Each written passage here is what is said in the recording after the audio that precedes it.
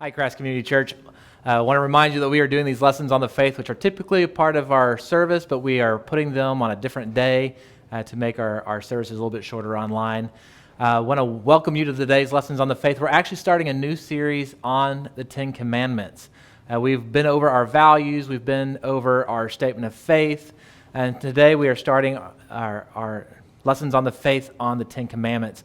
Oftentimes when you look at the old catechisms, that have been written throughout history, oftentimes they are based on a few different things. They're based on the Lord's Prayer, they're based off of the Apostles' Creed, but they're also based on the Ten Commandments because the Ten Commandments are still so crucial to our lives as Christians.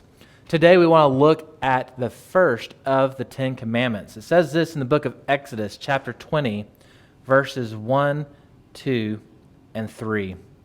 It says, "Then God spoke all these words. I am the Lord your God who brought you out of the land of Egypt, out of the place of slavery. Do not have other gods besides me." That first commandment in the Ten Commandments says, do not have other gods besides me.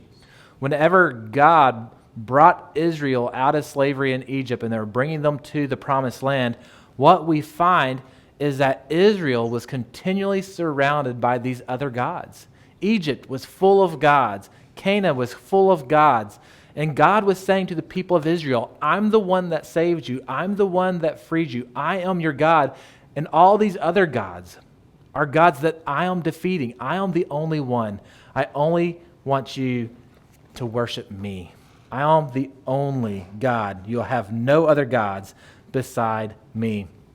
I think one of the things that this can teach us today is that we too today, like the Israelites, are hemmed in by all these other gods in our culture. We are hemmed in by the gods of secularism. We are hemmed in by the gods of postmodernism. We are hemmed in by the gods of our desires. And what God is saying is, do not have any other gods besides me. The Israelites in Egypt and the Israelites in Canaan ended up being a bit odd. The other cultures didn't understand them because they refused to worship the same gods. My question for you is might sound strange, but my question for you is, are you willing to obey this first commandment to have no other gods beside God? Are you willing, like the Israelites, to be a bit of an oddity around your own community and your own culture, not worshiping and not following the other gods that are around us? I want to welcome you to our church service tomorrow online at 9:30, where we'll be opening up the book of 1 Samuel, chapter 2, verses 1 and 10, talking about Hannah's prayer.